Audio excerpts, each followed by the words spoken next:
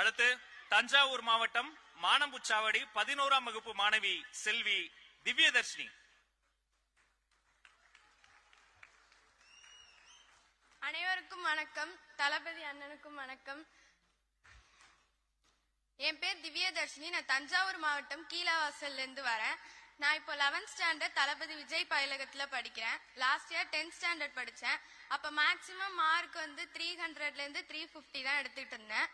அப்ப டியூஷன் சேரணும்னு நினைக்கும் போது ஃபீஸ் எல்லாம் 500 1000 அது மாதிரி வந்துட்டு இருந்துச்சு.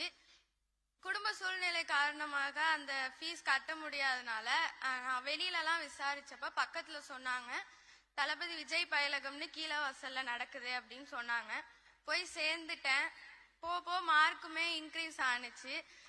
போன 10th பப்ளிக் எக்ஸாம்ல 500க்கு 404 மார்க் எடுத்தேன்.